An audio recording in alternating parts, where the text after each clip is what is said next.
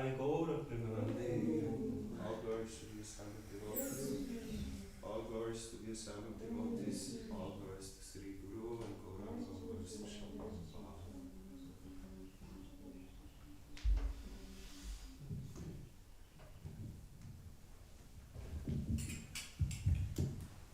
Om Namo Bhagavate Vasudevaya. Om Namo Bhagavate Vasudevaya.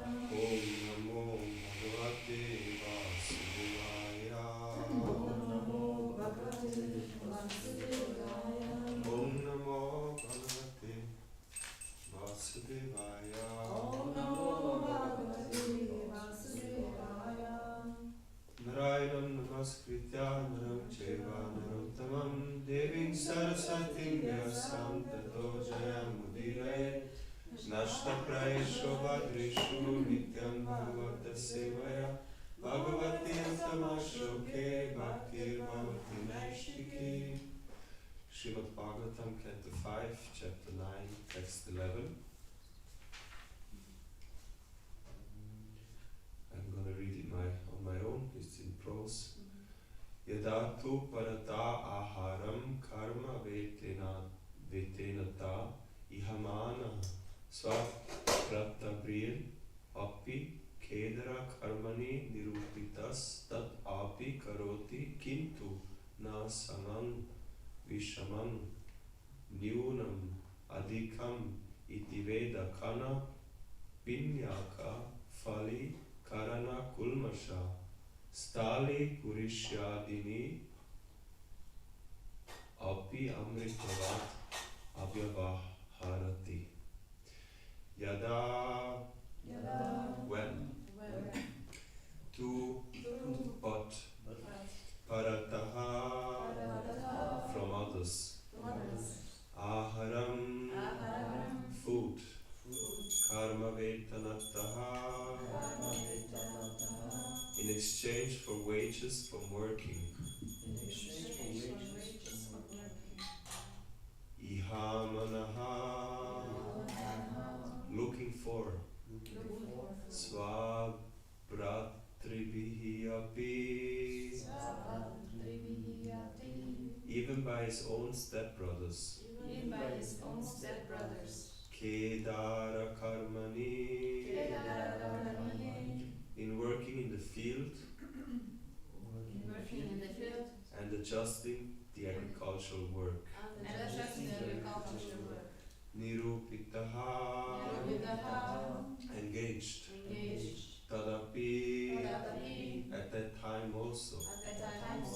Karoti, he used to do. Kintu, but. Na, not. Samam, level. Vishamam, uneven. Nyunam, deficient. Adhikam, more raised. Iti, thus. Veda, he knew. Kana, broken rice. Pinyaka, oil cakes. Falikarana, the chaff of rice. Kulmasha, worm-eaten grains. Stali purisha adini, burned rice stuck to the pot and so on. Api, even. Amritavat, like nectar. Avyavaharati, used to it. Translation by Srila Prabhupada. Jada Bharat used to work only for food. His stepbrothers took advantage of this and engaged him in agricultural field work in exchange for some food. But actually he did not know how to work very well in the field. He did not know where to spread dirt or where to make the ground level or uneven. His brothers used to give him broken rice, oil cakes, the chaff of rice, worm-eaten grains, and burned grains that had stuck to accepted all this as if it were nectar. He did not hold any grudges and ate all this very gladly. I hope you are better in farming. I hope it was not the scenario yesterday in the garden. You don't know how to. You can have a It's look not. at Oh, yeah. Let's have a look after that. The platform of Paramahansa is described in Bhagavad Gita 2.15. Sama dukkha sukham dhiram somritatvaya kalpate. Let us read these verses maybe, which Prabhupada quotes, that will give a little bit more of the context. So Bhagavad Gita 2.15.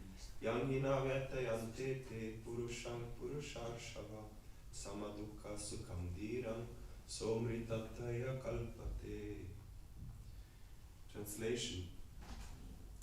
O best among men, Arjuna, the person who is not disturbed by happiness and distress and is steady in both is certainly eligible for liberation. I'm reading also the purport. Anyone who is steady in his determination for the advanced stage of spiritual realization and can equally tolerate the onslaughts of distress and happiness is certainly a person eligible for liberation. In the Varnashram institution, the fourth stage of life, namely the renounced order, sannyas, is a painstaking situation. But one who is serious about making his life perfect surely adopts the sannyas order of life in spite of all difficulties. The difficulties usually arise from having to sever family relationships to give up the connection of wife and children. But if anyone is able to tolerate such difficulties, surely his path to spiritual realization is complete. Similarly, in Arjuna's discharge of duties as a kshatriya, he is advised to persevere, even if it is difficult to fight with his family members or similarly beloved persons. Lord Chaitanya took sannyas at the age of 24, and his dependents, young wife as well as old mother, had no one else to look after them. Yet, for a higher cause, he took sannyas and was steady in the discharge of higher duties. That is the way of achieving liberation from material bondage. So I continue here in the purport again. When one is callous to all duality, the happiness and distress of this material world, one is fit for amritattva, eternal life. Bharat Maharaj was determined to finish his business in this material world, and he did not at all care for the world of duality. He was complete in Krishna consciousness and was oblivious to good and evil, happiness and distress. As stated in Chaitanya Charitamrita, Antya Lila 4.176. Dvaite Badra Badra Gyan Shava Mano Dharma E Bhala E Manda Shava Brahma. In the material world, conceptions of good and bad are all mental speculations. Therefore, saying this is good and this is bad is all a mistake. So I'm also going to read that. Sorry, my voice is really...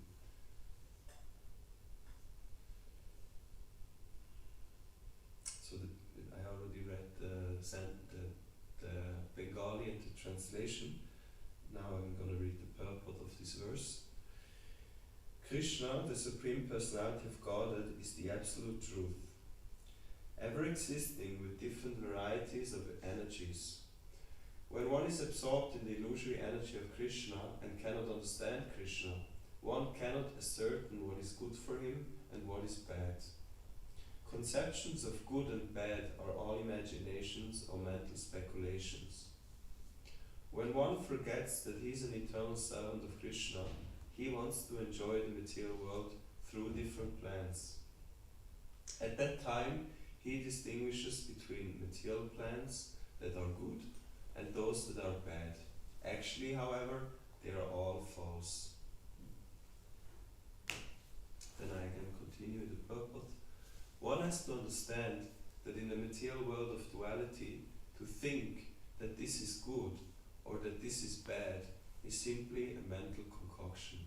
However, one should imitate this consciousness.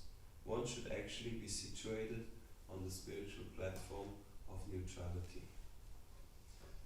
Om Jnana Timirandasya Gyananjana Shalakaya Chakshurunmilitam Yena Tasmai Sri Gurave Namaha Sri Chaitanya Manobhishtam Stapitam Yena Bhutale Swayam Rupa Kadamayam Dadati Swapadantikam Vandeham Shri Guru Shri Yuta Padakamalam Sri Guru Vaishnavakscha Sri Rupam Sagrajatam Sagana Ragunatam Vitam Tvam Sajivam Sadvaitam Savadutam Parijana Saitam Krishna Chaitanya Devam Sri Radha Krishna Padam Sagana Lalita Sri Vishakanvitangscha He Krishna Karuna Sindhu Dinabandhu Jagatpate Gopesha Gopika Kanta Radha Kanta Namostute Tapta Kanchana Gaurangi Radhe Vrindavaneshwari Vrishabhanusute Devi Pranamami Hari Priye Vanchakalpa Tarupyascha Kripa Sindhubhevacha Patitanam Pavanebhyo Vaishnavebhyo Namo Namaha Jai Sri Krishna Chaitanya Prabhu Nityananda Sri Advaita Gadadhar Shivashadi Gaura Bhaktavinda Hare Krishna Krishna Krishna Hare Hare Hare Rama Rama Rama Hare Hare Namam Vishnu Padaya Krishna Prestaya Bhutale Srimate Bhaktivedanta Swami Niti Namine Namaste Saraswati Deve Gauravani Pracharine Nirvishesha Shunyavadi Paschatadesha Tarine.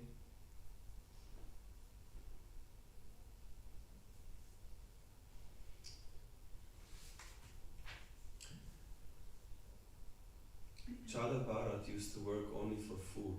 His stepbrothers took advantage of this and engaged him in agricultural fieldwork in exchange for some food, but actually he did not know how to work very well in the field. He did not know where to spread dirt or where to make the ground level or uneven. His brothers used to give him broken rice, oil cakes, the chaff of rice, worm-eaten grains and burnt grains that had stuck to the pot.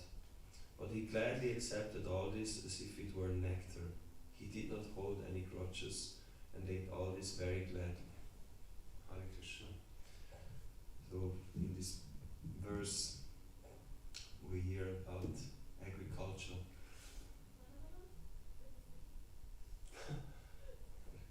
The topic of the day, of the time. The topic of the time. And those who have been experienced in agriculture know that in a field you have to,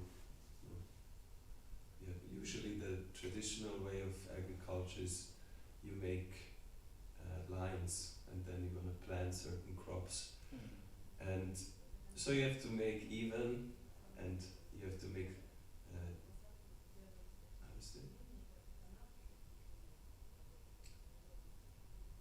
drainage, no? Is it, Yeah. don't you say drainage? Yeah, drainage in French. Yeah. Yeah. I don't know in English. You make Line. yeah, I don't know the word in English. And here Chada Bharat, he's working for his stepbrothers and they engage him in that work, but he doesn't even know how to do that. But the point which is important here is that he is maintained by his stepbrothers. They give him food, but they don't give him nice food. They give him broken rice, oil cakes. Not sure what is an oil cake.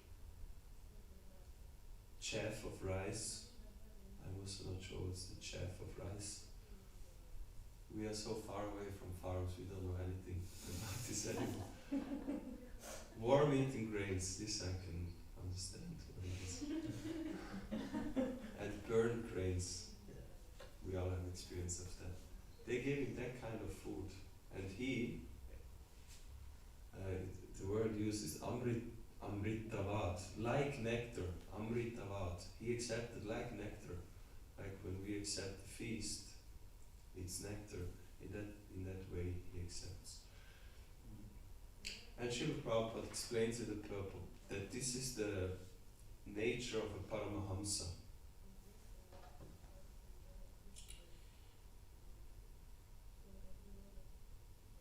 Paramahamsa, maybe for those of you who don't know, is the highest stage of human life. There's different kinds of stages in human life, and we know we have these Varnashram divisions, and basically they already divide humans into different qualifications. You have the Shudras, the Vaishyas, the Kshatriyas, the Brahmanas. And then we have the life, the ashrams, which divide life in stages, the Brahmachari, the Grihastha, the Vanaprastha, and then the Sannyas. In the traditional Vedic system, only the Brahmanas are supposed to take sannyas. We know in Kali Yuga it's not advised to take sannyas at all.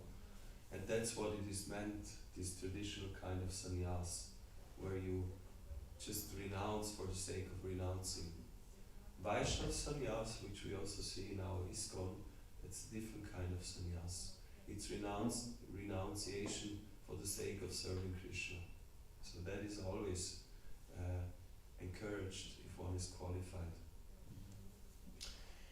But in the traditional sense, we have the highest stage is sannyas. So we know Brahmanas are actually the heads of society, but higher than the Brahmanas are the sannyasis.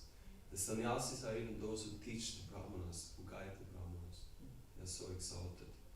And then in the sannyas stage, there's again 4 different kinds of divisions. There's the Kutichaka, the Bahudaka, the Parivrajakacharya, and the Paramahamsa. The Kutichaka is the sannyasi who separates from family, but he still lives in the same place in the village. He has a separate place, and he maintains himself by getting alms. Meaning people, he's kind of still connected to a certain community, and he gets donations so he can maintain himself. That's the Kutichaka. Then the Bahudaka, Bahu means many. The Bahudaka is the one who takes food from many places, so he starts to wander around. Bahudaka. But he's still kind of fixed in one location, more or less. Then the 3rd stage of sannyas is Parivrajakacharya. Parivra means parikrama. Pari means go around, and parivraja, vraja means to go. The name of Braja, Vrindavan Braj means that which is always moving. So parivraja means the one who is always constantly moving. Acharya, so parivraja acharya. That's the 3rd stage. That person is not in one place, but constantly moving. Constantly. We have some ISKCON sannyasis like that. They don't really have a base. I know when I was in Mayapur just now, one brahmachari got sannyas. Maybe Vishwavasu Prabhu, I think now his name is Vishwavasu Maharaj. And I heard that he got instruction from his guru that he should not stay in one place longer than some days. I don't remember how many days. And he's following that instruction. He's staying for a maximum that amount of days, then he has to move on. So that's a kind of a practice of Parivrajapacharya. And the highest one is Paramahamsa, what we're speaking about here. Paramahamsa means he can just sit down in a place, he doesn't need any clothing, no food, no shelter, no relationship, nothing. He's just happy. He doesn't go anywhere to beg. He doesn't have any external mission in life anymore. He's just absorbed internally in his relationship, her relationship with the Lord. And Chada Bharat, he's manifesting that. And Srila Prabhupada, he explains that Paramahamsa stage, the main characteristic is that there is no duality anymore. We know Rishabdev, we heard before, he didn't care if he's sitting in stool or in urine, if people spit at him. No duality, completely oblivious to these kind of things, which are for a normal human being. If I sit in stool, I'm disturbed. If someone spits in my face, I'm disturbed for sure. What to speak of spitting, even if one looks at me in the wrong way, then I'm disturbed. So that's duality, and there's so many kinds of dualities. The whole material world is made up of dualities for the conditioned living entity. And basically it breaks down into happiness and distress. And this happiness and distress is based on our desire, that we have a desire, and then based on that desire we divide, we experience happiness and distress. In Bhagavad Gita there is a very nice verse which describes how this duality is actually manifested. Icha dvesha samuttena vanda mohena bharata sarva bhutani sammoham sargayanti parantapa. O sign of Bharata, O conqueror of the foe, all living entities are born into delusion, bewildered by dualities, arisen from desire and hate. So desire and hate is what manifests this duality in the world, in our life. And then in turn, desire and hate is based on our bodily conception. We accept the material body, and because we identify with the body has senses. In another verse in Bhagavad Gita, Krishna says, Matra sparshas tu konteya, sitoshna sukha dukkha daha. Matra sparshas means all our sense perceptions, what we see, what we hear, what we feel, what we taste, what we smell. These are the matra sparshas, and these are responsible that we experience these kind of differences in reality. But our senses are not the real problem. The real problem is our mind. And that has been pointed out in the book by Srila Prabhupada. He quoted that verse in Chaitanya Charitamrita. I'm going to read it again. It's a very potent verse. Dvaite vadra vadra gyan sabe mano dharma e phala e manda shava brahma. In this verse it said that this dvaite means duality, of something is good, something is bad. This understanding, this is good, this is bad. This is only manodharma. It's only our mental concoction, nothing else. And then it says, E phala, e manda. This is good, this is bad. It's simply a mistake to think in this way. Some weeks ago we were reading from Bhaktisiddhanta Saraswati Thakur, where he writes in articles how if I think that welfare activity in this world is good, this is an illusion. It is actually not good because it's completely based on our illusory existence on the bodily platform. So that is the absolute reality, that everything in this world is actually bad. Sorry to say like that, but the example that is given in the scriptures is a dream. What's the meaning of a dream? It's unreal. So therefore, whatever happens in the dream, even if it's good, it doesn't have any meaning to your life. And in a similar way,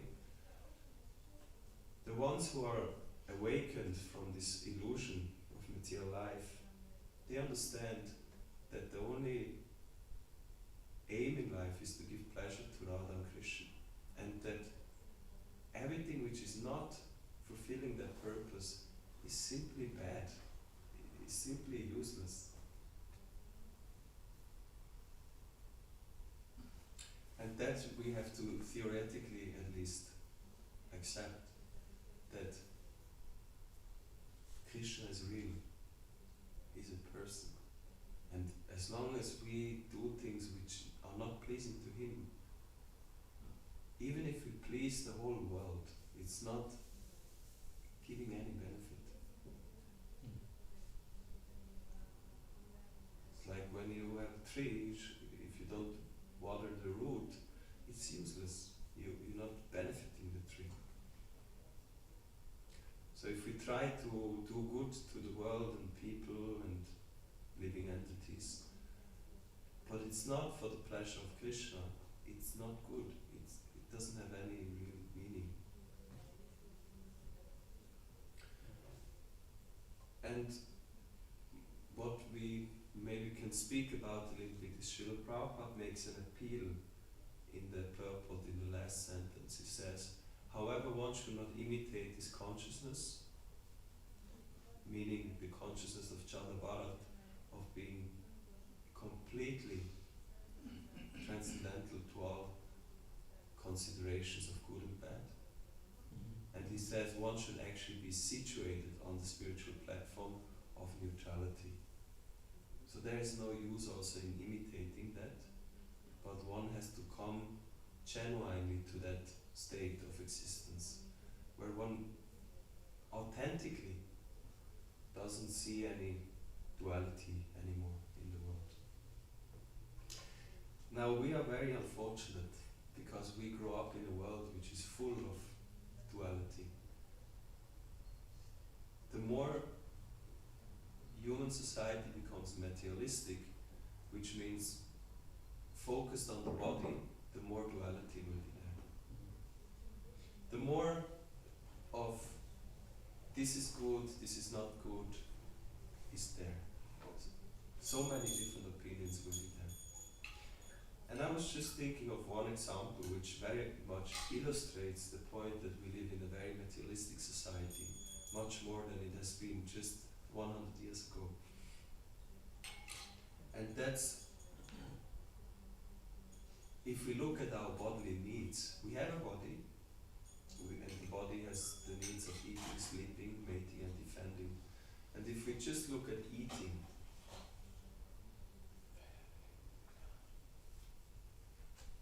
if you, let's say you walk in a supermarket today,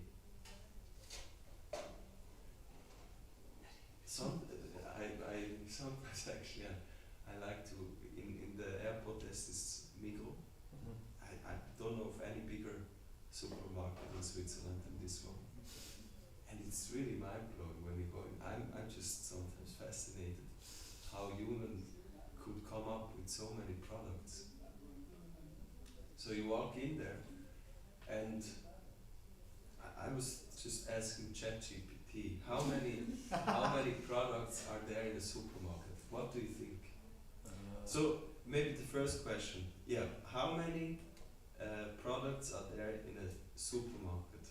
Supermarket. Supermarket means Not hypermarket, like, because there's different sizes. Are you from France? I know Yes. you are even more advanced.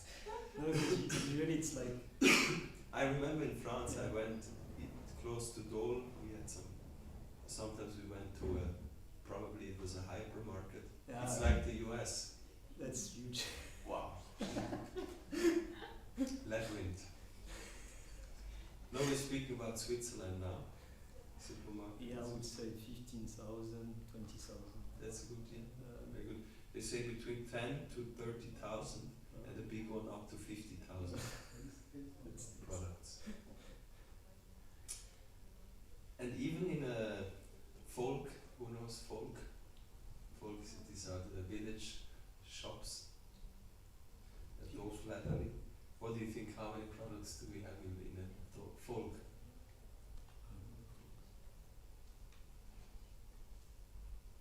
$1,500 to $3,000. How many products do we need? Really? Like 10? Yeah, I think so.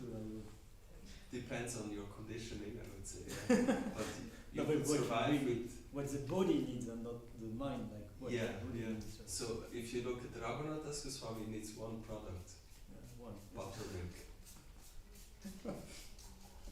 Buttermilk has liquid and it has some fat.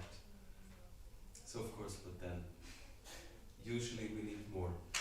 I asked ChatGPT another question.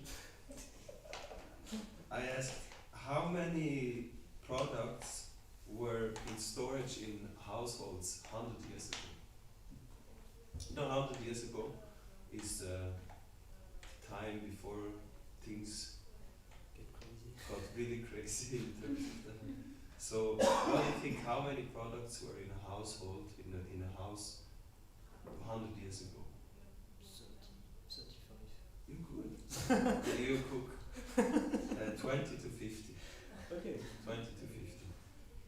How many are there in the household today? 500. Yeah. Just 200, consider. 200 to 500. 200 to 500. So that means it's 10 times more. 10 times more than it used to be. And how much percentage? How many percentage or how much Percentage? of that do we actually use? That would be. yeah, that will be another. You can ask Church. So it's obvious that on one hand, in the last 100 years, it got multiplied by 10.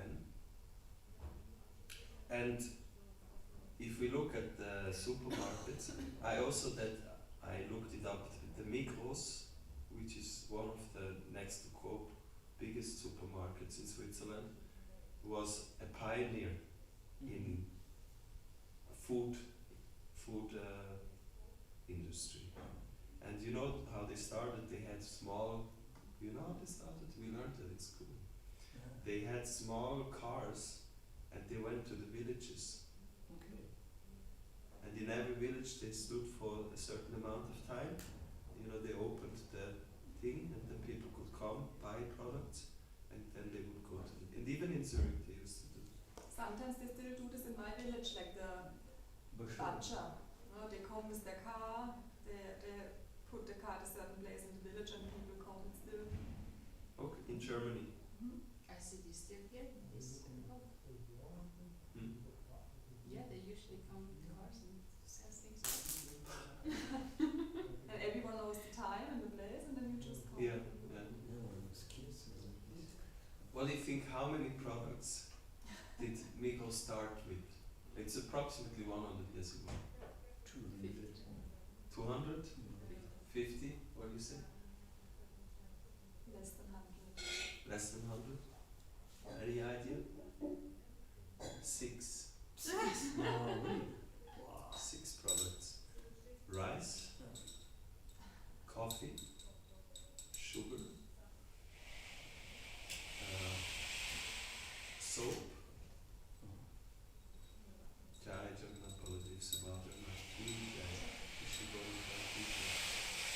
pasta,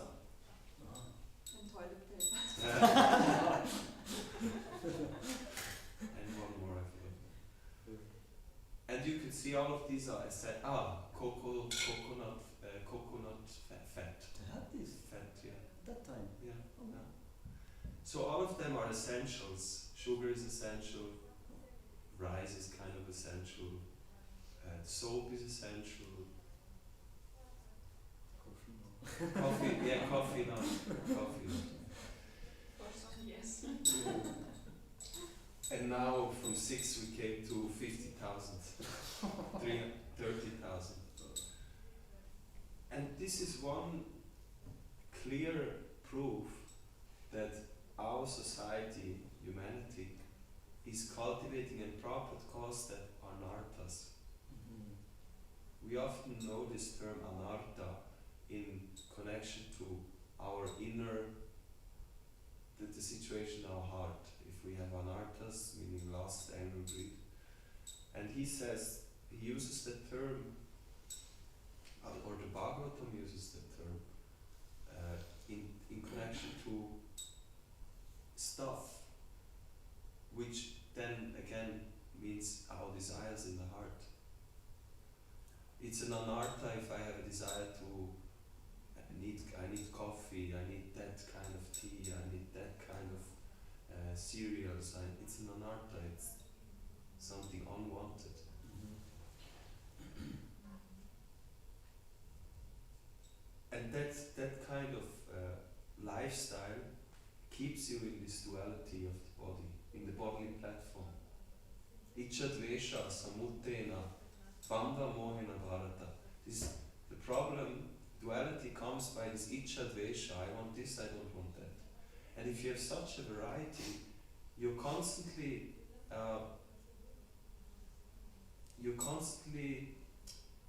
asked to think about this. Do I want this or do I want that? Hey, do you have this experience walking into a supermarket and just being completely exhausted? Yeah. You know, like, wow. Each- Every time you make so many decisions. Mm. Also buying clothes, I don't like it anymore. Yeah, I want to do that, but now it's like just too much, too many things. That's the power of Krishna consciousness. We lose the taste, no. Yeah, I remember also, I'm confessing here, I liked clothes. I'm a man, but even I used to spend a lot, and now it's just the last thing I want to do in my life is to go to buy clothes. Yeah. And maybe this is something we all know in our spiritual practice. We decrease that duality again. Not fully, we are on the way, but we see with this example, okay, clothes, we kind of, I don't care if I wear this or that, you know, I just need something that covers my body and gives me some warmth. This is an example of how we see in our life through the practice we decrease that fever of bodily identification. And of course that can go in different directions, food as well. And so how do we actually come to that platform of spiritual platform of neutrality? Meaning, how do we can only go there if we give up these anarthas. As long as I have even a single anartha, I am not neutral. Because that anartha becomes the point of bias in my life. If I have an anartha, I will always be biased. If I'm looking for fame, as an example, I will be biased. My decisions in life will always be dependent on that. What will give me fame?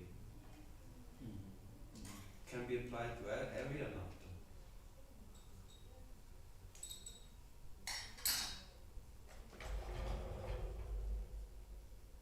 So we have to give up these anarthas, these material motivations, and this is done by cultivating spiritual life.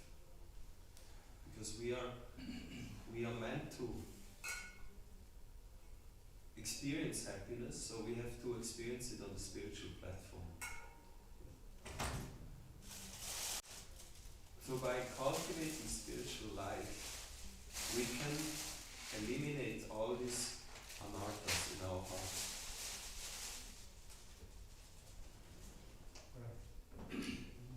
How can we cultivate spiritual life? What's the foundation? Okay. So you're saying, what is the cultivation? The nine Navavida Bhakti. What is the foundation of us performing these sadhusanga? If we don't have the connection with the devotional atmosphere, sadhusanga is a very wide term. No, it can mean having direct association with persons, and that's actually what we all need.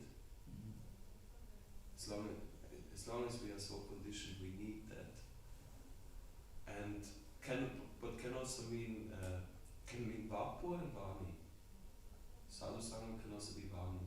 If I hear from Srila Prabhupada, I am having sadhusanga, and this will then empower me to practice spiritual life. So that becomes the foundation of our growing, moving upwards to the platform of spiritual neutrality, which is the goal of life. We hear from Chada Bharat how he came to that stage, but we know he didn't just come to that stage like this. We know of his past lives, and even before that, we know there was a whole progression how he came to that point. And also in our life, it's a progressive thing. But the goal has to be to come there.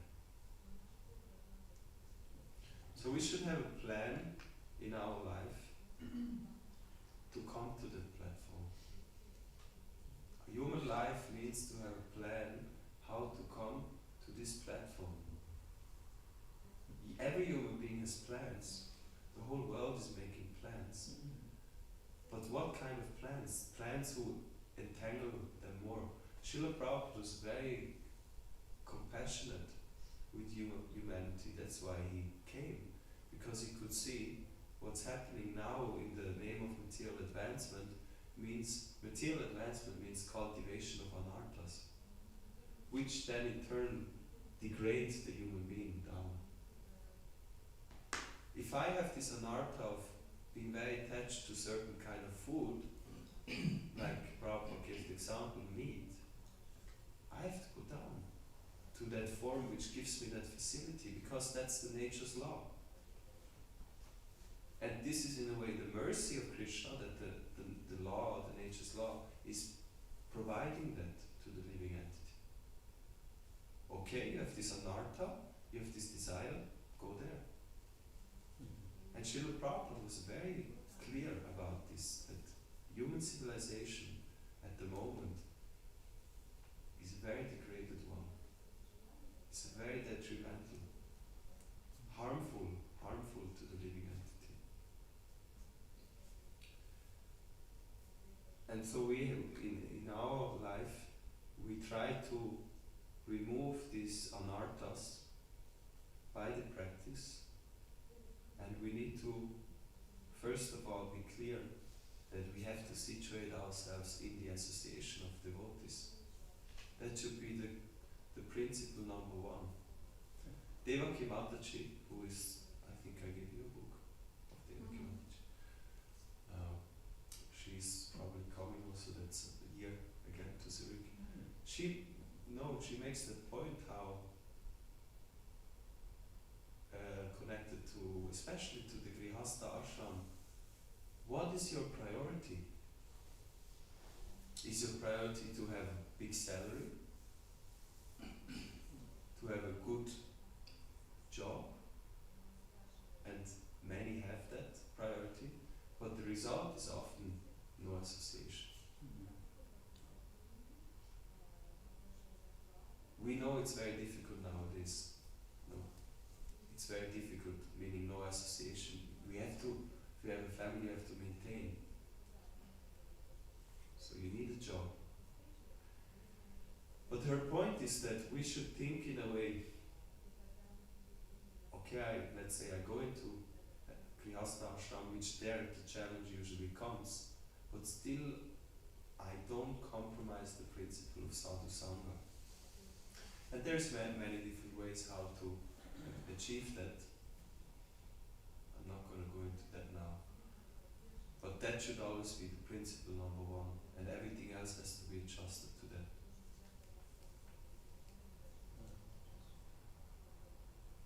And if we are in good association, we just came from Mayapur. Mayapur is like heaven. You know, you go to Mayapur and spiritual life is going smoothly, like, right, Rajalila Mataji? It's so, you know, you walk out of the room and you just meet one devotee after another and you speak about Krishna, you're inspired, and reading and chanting becomes just natural. You want to do it because you see all the devotees around, they're fired up, so you also want to be fired up, you also want to do it. And that's the challenge for us being here in the West, because if we step out of the room, we have completely the opposite. The whole surrounding is telling us, you know, enjoy like this, enjoy like that. And in the West, therefore it's so difficult to practice. Therefore sadhu sangha becomes even more crucial, to be in the association that protects us, protects our desire to practice spiritual life.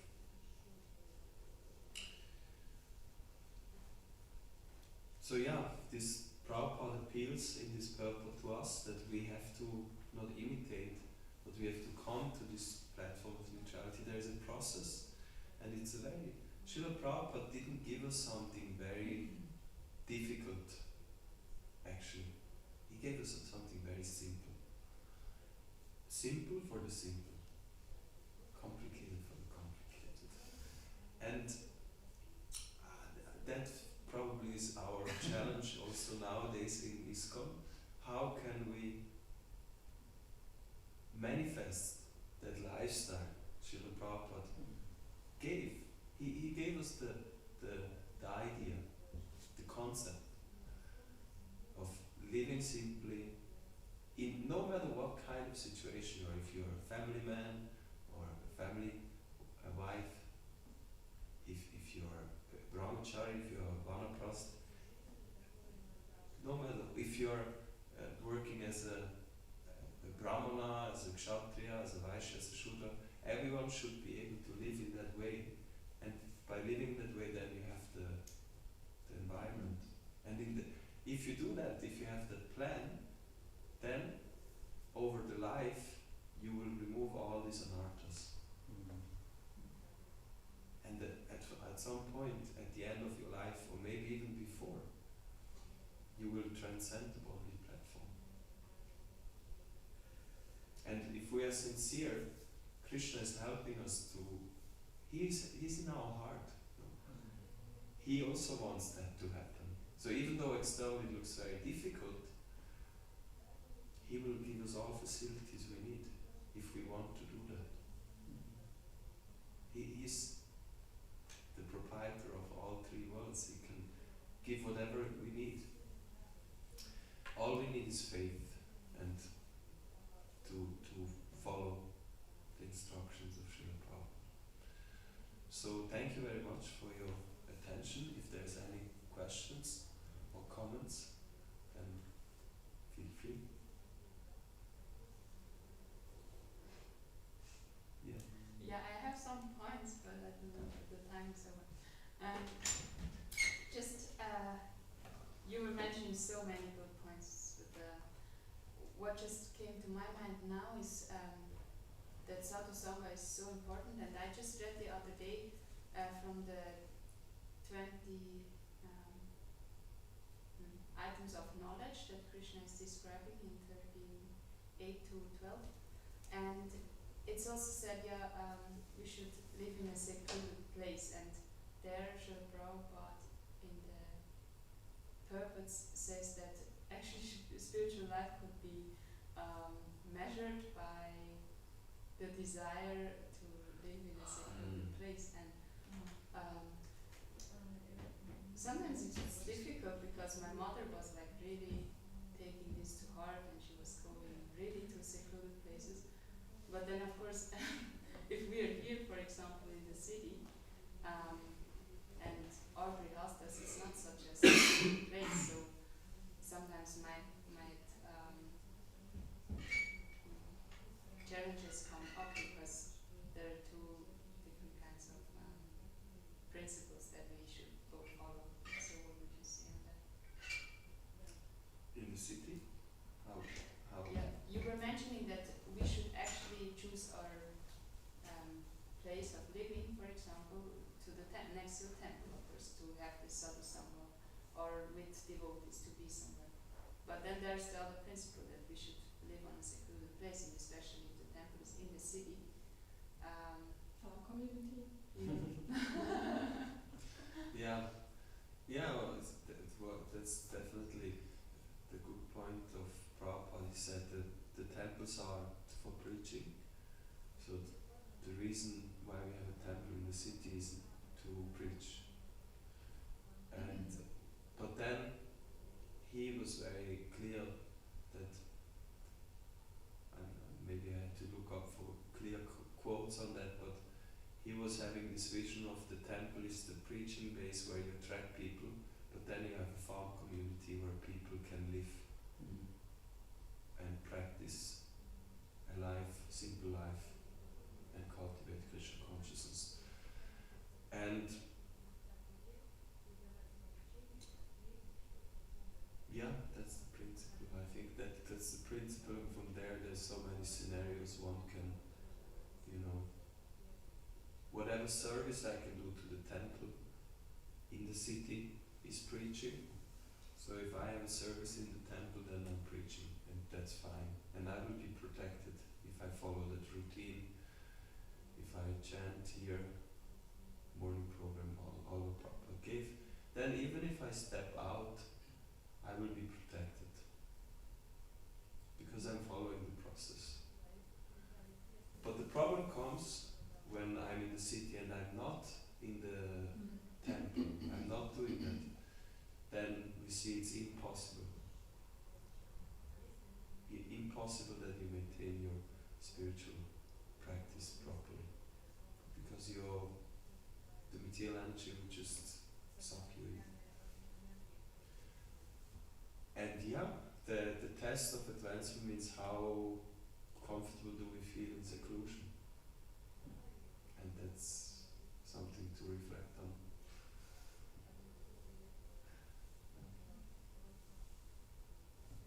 Okay, thank you very much. Have a nice day. Grantarashina Bhagavatam ki jai, Prasadam ki jai, Gaura Premanande, Vanchakapata Krishna.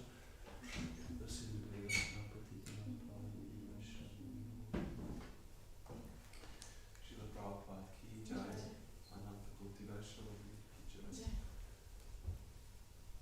Vanashava Dhamma of our community ki jai.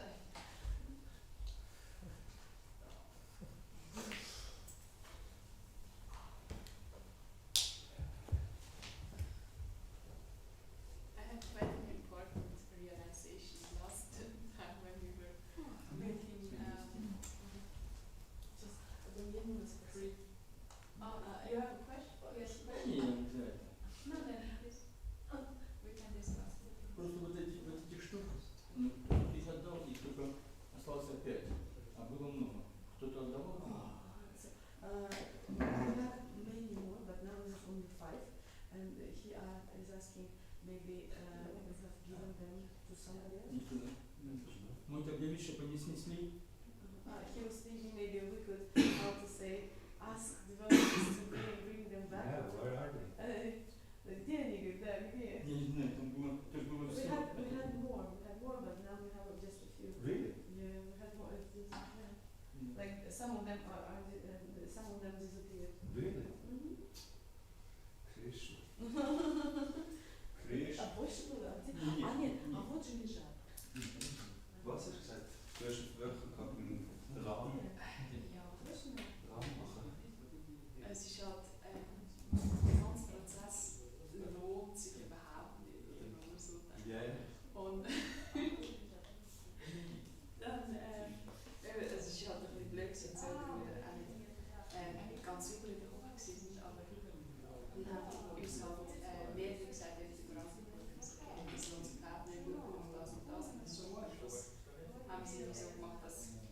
weil halt so wenig Milchplatz ist, also eigentlich kann Schnittger, hat zum Schluss seine 1,5 Milch gerne in die Küche fokussiert. 1,5 Liter Grad. Ja, klar. Und dann ist mir halt einfach eben bewusst geworden, was das geheißen hat, wo du gesagt hast, ja, zuerst sind alle mega inspiriert zum Fahrrad, aber schnell gesehen halt einfach, dass es Ja.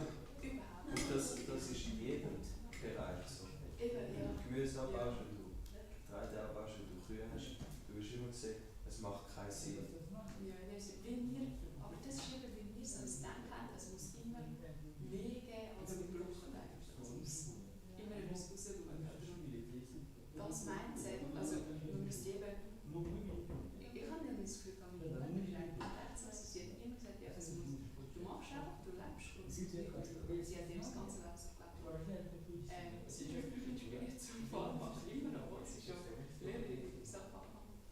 Aber das Mindset bekommt bei dem, also ich bin überhaupt nicht so, dass ich eben das Gefühl habe, es muss nichts rausgehen, ich bin viel zu viel machen.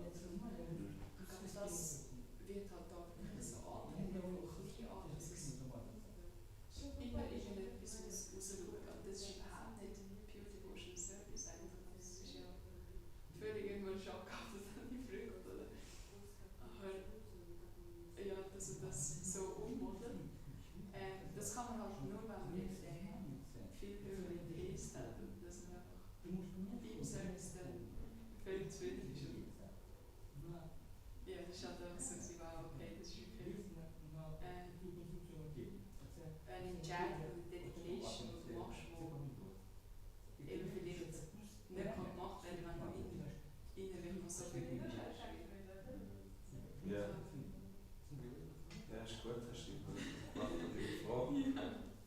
Und das ist der Punkt. Aber etwas, wo eigentlich sollte der Fall sein, wenn es richtig gemacht ist, du kommst mehr Gelegenheit über zum Hören, chanten und dich erinnern.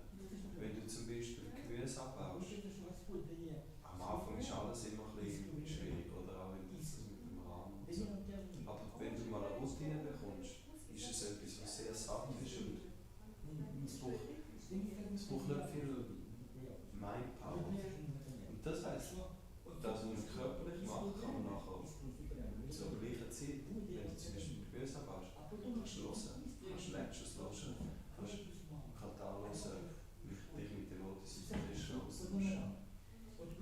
Und gleichzeitig natürlich, wenn du Kühe um dich herum hast und das, wenn du hörst, Krishna-Buch, das erinnert dich an Krishna in den Namen. Es wird. Und das geht so, dass man Krishna im Herzen mitträgt. Aber da muss man eben wirklich auch einen Face haben für das.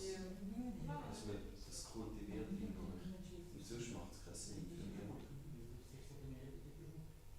Ja, äußerlich macht, also es Leben nach einem Devoti macht äußerlich überhaupt keinen Sinn. Aber das ist so ein guter Punkt, dass wenn man so einfache Arbeit macht, dass man dann eigentlich immer kann bekriegen sein und dass all der Druck, Stress und ich weiß nicht was, wo eigentlich, oder eben Desires, die immer wo abhalten, sind dann ja nicht mehr da. Das ist wirklich auch Perfektion. Ja. Ist halt einfach das ganze aufgedrängte Mindset eigentlich. Da ist so tief, dass es einfach passiert. Ja. Aber ich war nicht auf der Fahrt, das ist so schön.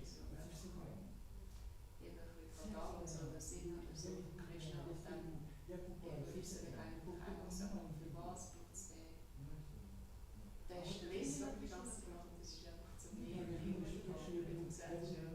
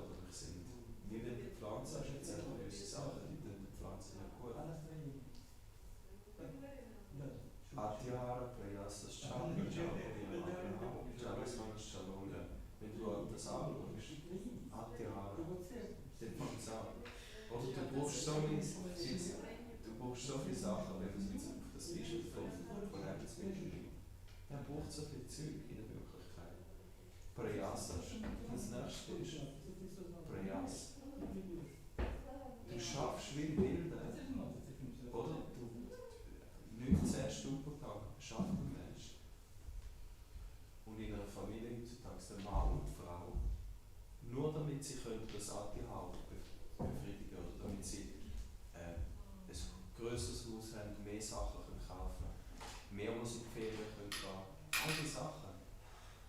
Prasad, und dann Prasad, und dann fängst du eigentlich von Nonsens reden, weil du einfach nicht absorbiert bist. Weil wenn du mit materialistischen Leuten Gemeinschaft hast, dann redest du über Nonsens. Und das alles bedeutet, obwohl es eben, wie du sagst, es ist ja das, was am meisten Sinn macht, materiell, aber spirituell zerstört es einfach das spirituelle Leben. Und das ist mega schade, zu sehen, dass so viele Devotis kommen und nachher verlieren sie kommen nicht mehr weiter. Wegen dem. Oder eben, ich habe auch Kontakt mit Devotis, die jede zweite oder dritte Ausbildung machen, aber komplett unglücklich sind, sagen, ja, mein Sadhana ist irgendwo. Und dann frage ich, also eben der Mindset ist auch in uns und das ist so fest. Das ist einfach, eben andere denken, ja, Prabhupada ist mega streng, weil eben, dass er sagt, dass wir, dass das alles Rascals sind oder die Universitäten, Schlachthäuser und so, aber es ist eigentlich wirklich einfach komplett kontraproduktiv für unser Ziel. So let's do it.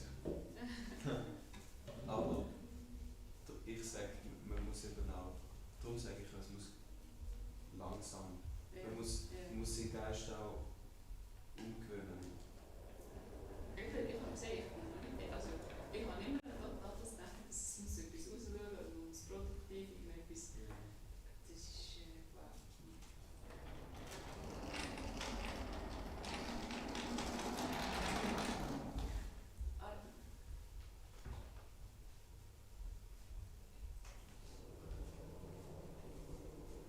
Ich habe noch einen anderen Punkt, aber das Spiritual Neutrality klingt für mich ein bisschen unverständlich, weil eigentlich muss man ja Material Neutrality haben, oder nicht? Und beim spirituellen Dings ist es ja nicht neutral in dem Sinne.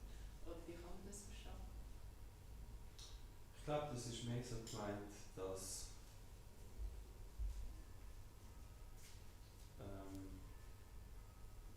ja, es bezieht sich jetzt nicht irgendwie auf die spirituelle Welt in seiner Vielfalt, sondern es bezieht sich mehr auf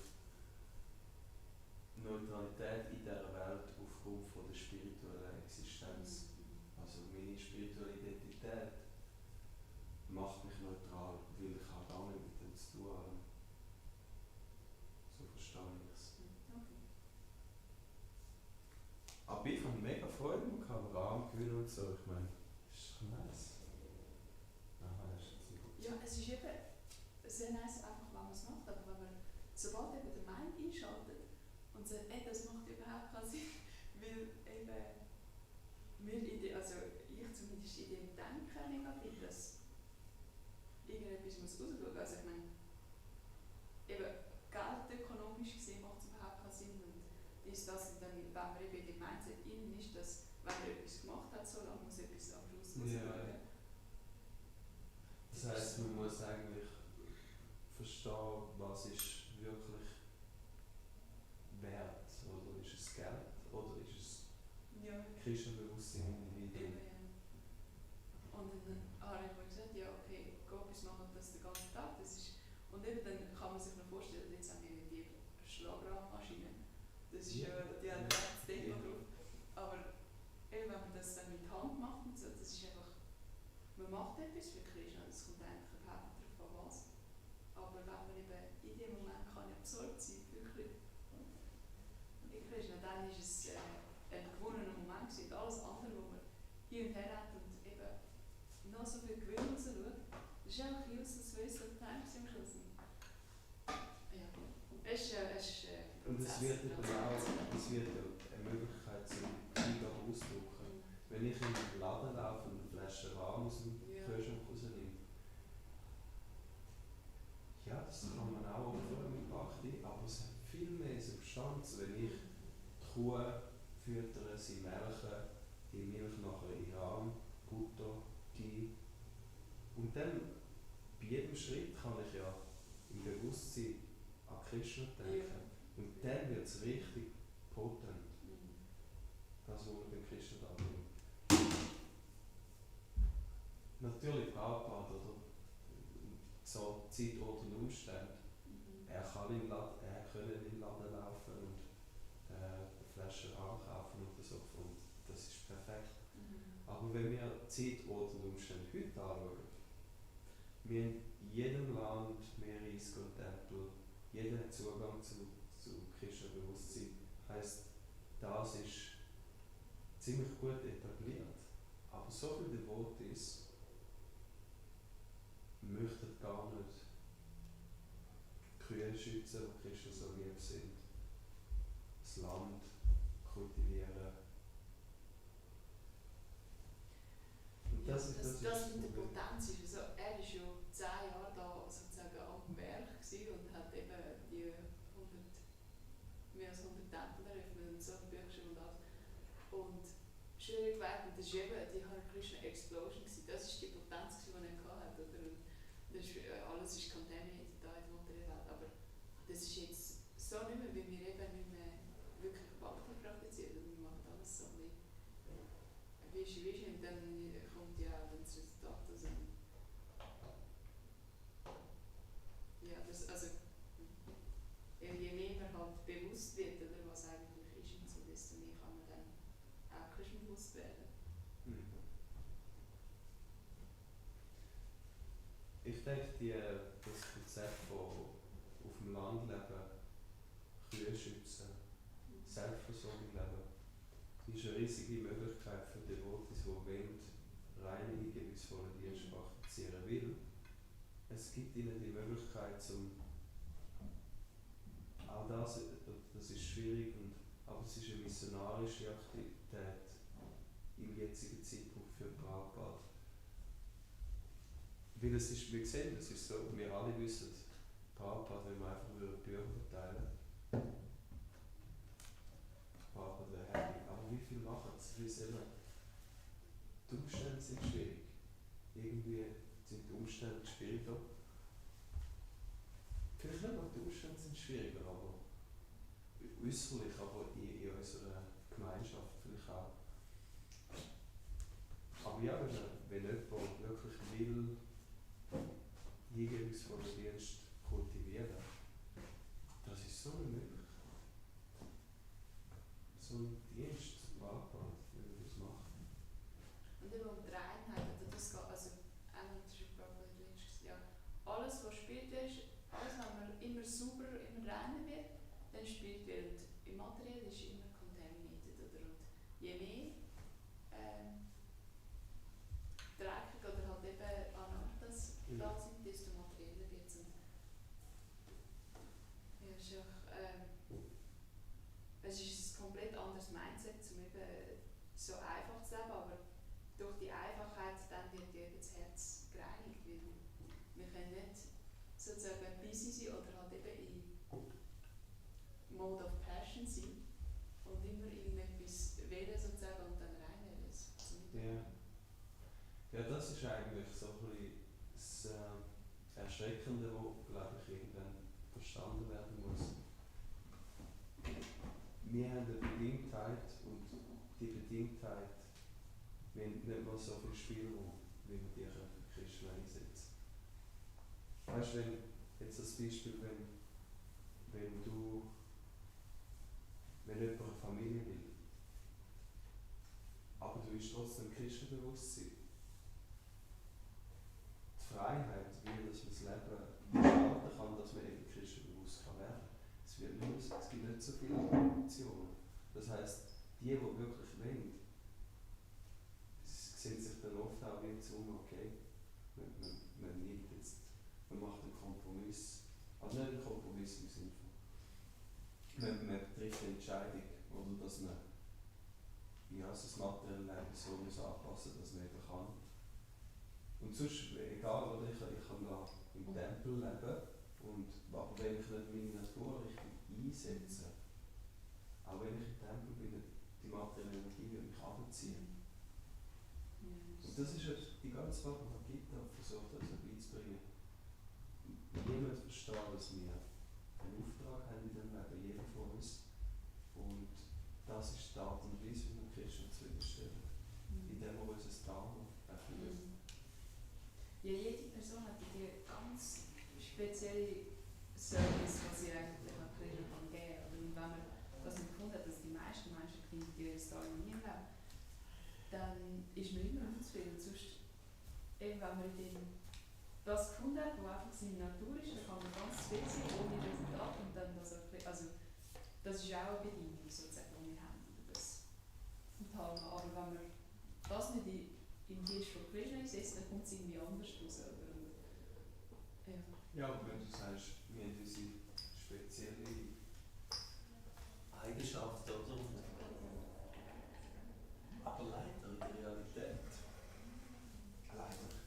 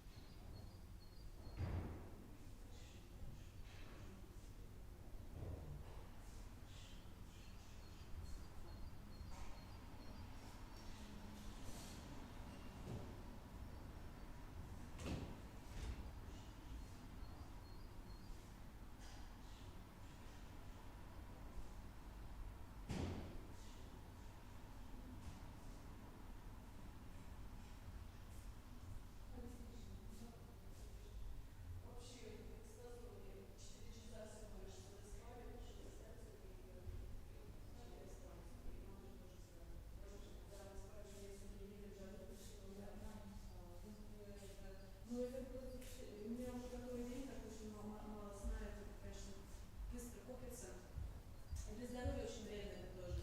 Вот так вот. Значит, меня обманули. Сказали вчера, что никто не пойдет на Мандалай.